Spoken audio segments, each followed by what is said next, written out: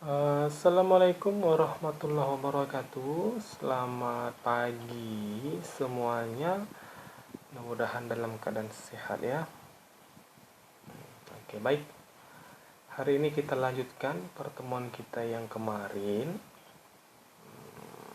Kemarin kita ada bahas sifat-sifat daripada logam alkali ya. Logam alkali itu dimulai dari Li, Na, K, Rb, Cs dan Fr ya. Nah, oke, baik. Jadi hari ini kita masuk reaksi-reaksi dari logam alkali. Kemarin kan kita sudah bahas sifat-sifat fisik dan juga sifat kimianya ya. Nah, sekarang kita masuk ke reaksinya. Yang pertama itu ada reaksi logam alkali dengan halogen. Ya, halogen golongan alkali golongan 1A dengan golongan halogen golongan 7A. Jadi yang pertama reaksi logam alkali dengan halogen. Reaksi antara logam alkali dengan halogen itu berlangsung sangat cepat katanya. Membentuk halida logam. Ya, membentuk halida logam. Contoh reaksinya. Ya, rumus umum reaksinya ya. 2M ditambah X2 menghasilkan 2MX. Ini sama seperti yang kemarin kita bahas untuk reaksi halogen dengan alkali. Ya. M-nya itu adalah logam alkali, bisa Li, Na, K, Rb dan Cs. Dengan X-nya itu adalah halogen, bisa F, bisa Cl, bisa R dan bisa I. Nah, reaktivitas logam alkali semakin meningkat jika energi ionisasinya semakin berkurang. Ya. Nah, ternyata Cs lebih berkurang ya, lebih berkurang energi ionisasinya, maka dia akan semakin reaktif. Cs lebih besar sifat reaktifnya, kemudian Rb, kemudian K, kemudian Na, kemudian Li. Ya, reaktivitas logam alkalinya semakin meningkat. Untuk apa itu kan begitu ya? Untuk apa kita mengetahui reaktivitasnya logam alkali semakin meningkat atau apapun itu? Maaf. Nah, coba kita lihat kembali.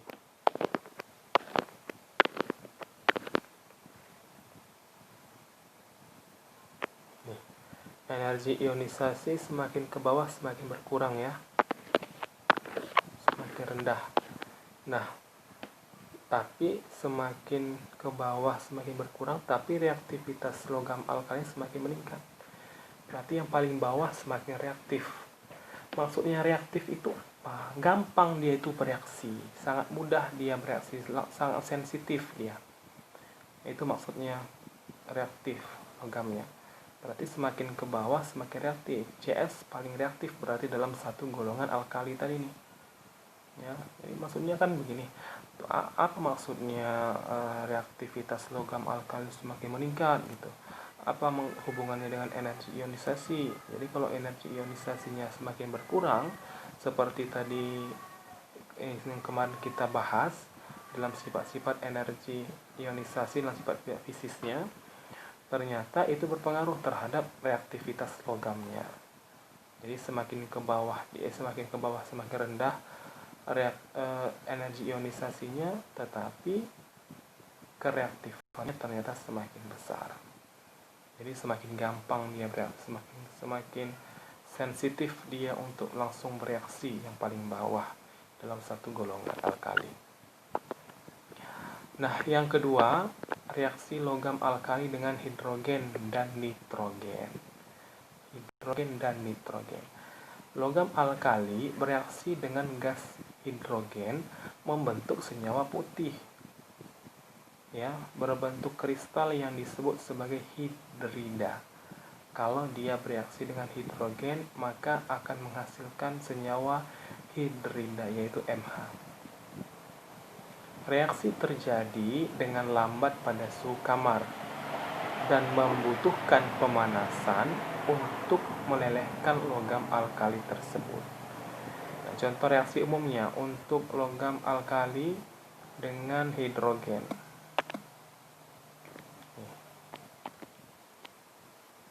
2M ditambah H2 menghasilkan 2MH. Ya, M-nya itu adalah logam-logam alkali. Contohnya saya buat logam Li.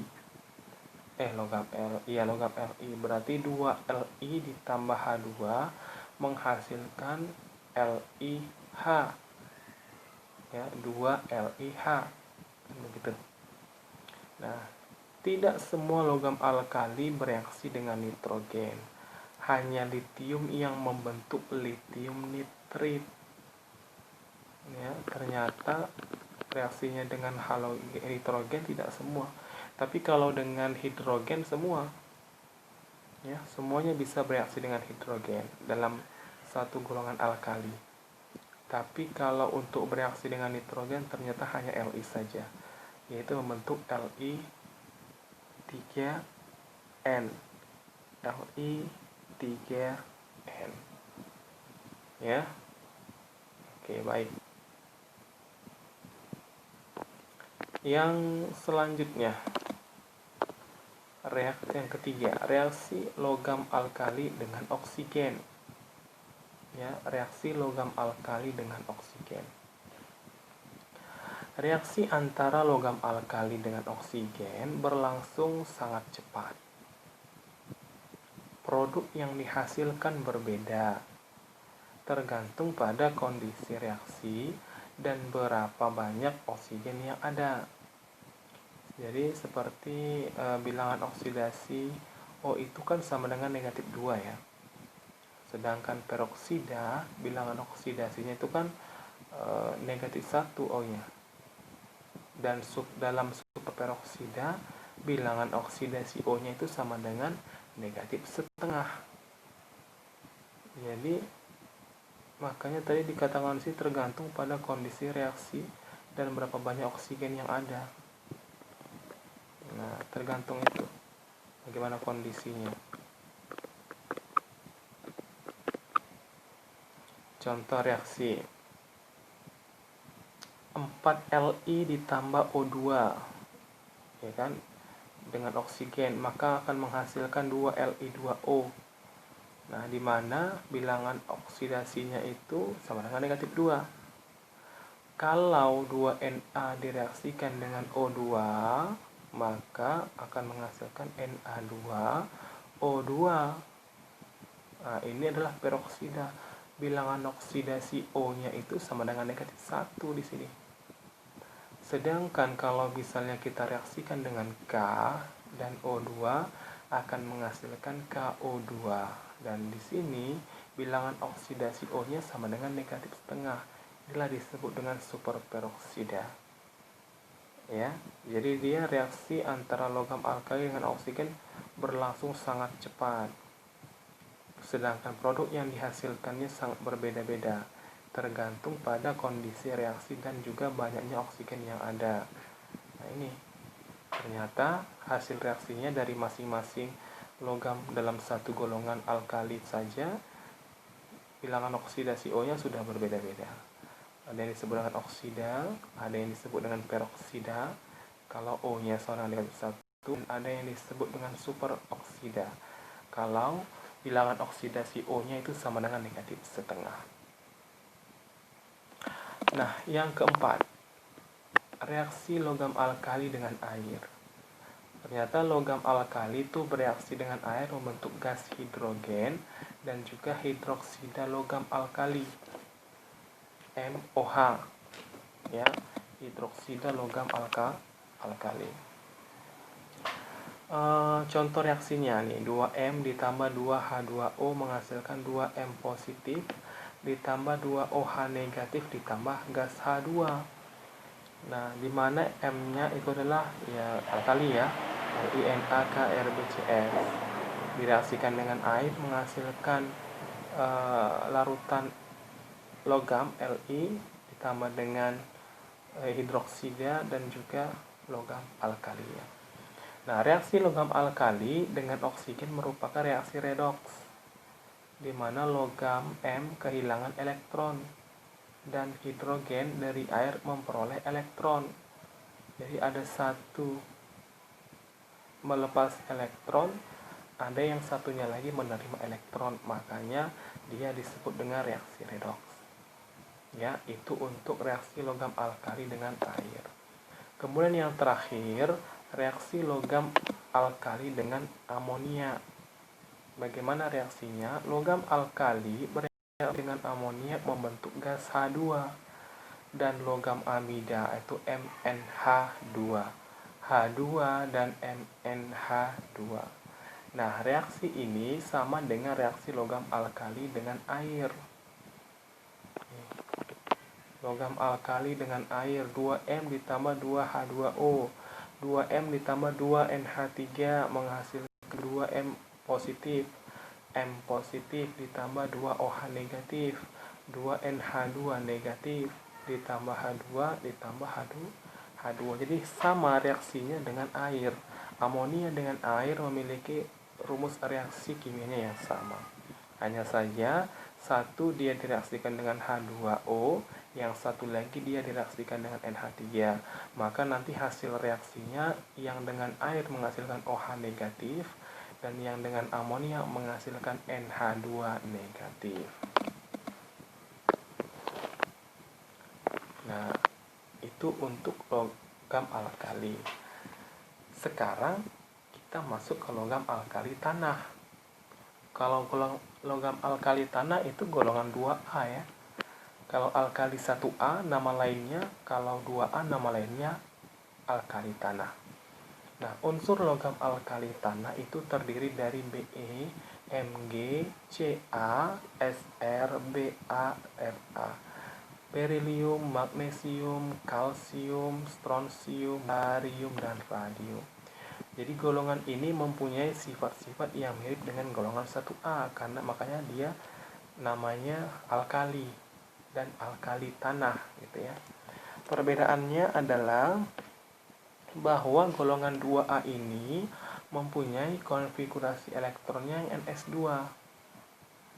Kalau tadi Ns1 golongan alkali, kalau alkali tanah Ns2, dan merupakan reduktor yang kuat juga karena hanya melepaskan 2 elektron. Meskipun lebih keras dari golongan 1A, tetapi golongan 2A ini tetap relatif lunak. Jadi kalau dibandingkan dengan 2A memang kalau dibandingkan dengan logam alkali, ya logam alkali tanah lebih keras, tapi sebenarnya masih sama-sama lunak juga, sama-sama lembek. Tapi kalau dibandingkan dia lebih lembek lagi, atau lebih lunak lagi yang logam alkali. Meskipun lebih keras dari golongan alkali atau 1A, tetapi golongan 2A ini tetap relatif lunak, perak mengkilap warnanya ya, dan mempunyai titik leleh dan kerapatan lebih tinggi dibandingkan dengan golongan 1A. Titik lelehnya lebih tinggi. Coba kita lihat sifat fisis daripada golongan alkali tanah atau golongan 2A. Semakin ke kanan itu dalam tabel periodik unsur adalah semakin ke bawah ya. Kalau ditinjau dari titik didihnya, ternyata semakin ke bawah semakin rendah ya titik didihnya. Tapi kalau dibandingkan dengan golongan alkali tadi ternyata lebih tinggi nih titik didihnya, sampai ribuan ya. Kalau kemarin titik didih daripada logam hanya ratusan, 300, 500, tapi hanya masih ratusan. Kemudian titik lelehnya juga sampai 1000 nih. Tapi dalam satu golongan semakin ke bawah semakin rendah ya, walaupun titik lelehnya tinggi-tinggi. Kemudian energi ionisasi juga tinggi-tinggi dibandingkan dengan golongan alkali, tapi semakin ke bawah semakin rendah juga, 900 sampai dengan 500. Kemudian jari-jari atomnya juga semakin besar dibandingkan dengan jari-jari atom dari alkali. Dan semakin ke bawah juga semakin besar, ya kan? Kenapa? Karena kita tinjau dari konfigurasi elektronnya, ada banyak kulit. Semakin ke bawah ini dua kulit K dan kulit L, KLM, KLMN, KLMNO, KLMNOP. Jadi semakin ke kanan jumlah kulitnya semakin banyak, maka jarak elektron terluar dengan inti atomnya akan semakin besar. Berarti jari-jari atomnya lah akan semakin besar juga, walaupun tidak terlalu besar ya, hanya berbeda seberapa Armstrong saja. Kemudian keelektronegatifannya, sifat keelektronegatifannya ternyata semakin rendah, semakin ke bawah, mulai dari 1,5 BE 1,5, Mg 1,2, Ca 1,0, SR 1,0, Pa 0,9 si keelektronegatifannya. Jadi semakin ke bawah semakin rendah. Tapi dibandingkan dengan alkali yang kemarin, ternyata dia semakin lebih besar ini. Ya. Nah, kemudian kerapatan. Nah, kerapatannya juga semakin ke kanan semakin besar, atau semakin ke bawah semakin besar, kan gitu. Nah, itu untuk kerapatannya. Nah, unsur-unsur logam alkali tanah itu agak lebih keras dibandingkan dengan logam-logam alkali atau golongan 1A. Kekerasannya berkisar dari barium yang kira-kira sama keras dengan timbal. Ternyata barium sama timbal sama kerasnya. Sampai berilium yang cukup keras untuk menggores kebanyakan logam lainnya. Berarti keras sekali ya. Golongan ini mempunyai struktur elektron yang sederhana. Unsur-unsur logam alkali tanah mempunyai 2 elektron valensi, ya, karena Ns2 tadi, yang relatif mudah dilepaskan. Makanya dia sebagai sifatnya oksidasi atau reduktor kuat juga, karena hanya 2 elektron yang gampang dilepaskan. Tapi kalau dibandingkan dengan golongan alkali, maka yang paling reduktor kuat itu adalah alkali 1A. Selain energi ionisasi yang relatif rendah, keelektronegatifan rata-rata golongan ini juga rendah dikarenakan ukuran atomnya dan jarak yang relatif besar antara elektron terluar dengan inti atom. Oke, kira-kira yang saya jelaskan hari ini semuanya bisa dipahami atau tidak? Mudah-mudahan bisa ya dipahami. Oke, baik. Kalau begitu saya akhiri. Kalau memang ada hari ini yang ingin ditanyakan dalam materi kita, silahkan dipertanyakan, ketikkan pertanyaannya di kolom komentar ya. Dan kita akan diskusikan di kolom komentar.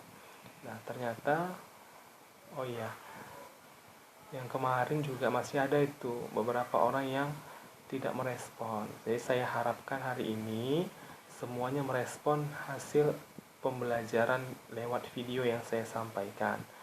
Jadi agar saya tahu siapa-siapa saja yang aktif atau tanda petik yang menonton video pembelajaran yang saya kirim. Karena takutnya nanti nggak kalian lihat. Capek saya membuatnya nggak kalian lihat. Ya, jadi bagi yang melihat video pembelajaran yang saya kirim ini atau yang saya buat ini, silakan diketikkan di kolom komentar. Kalau paham bilang paham, kalau ada yang ingin ditanyakan buatlah pertanyaannya di kolom komentar. Oke, baiklah, sampai di sini saja pertemuan kita. Lebih dan kurang saya mohon maaf. Wabillahi taufiq wal hidayah. Wassalamualaikum warahmatullahi wabarakatuh. Selamat siang ya. Selamat siang anak-anak semuanya.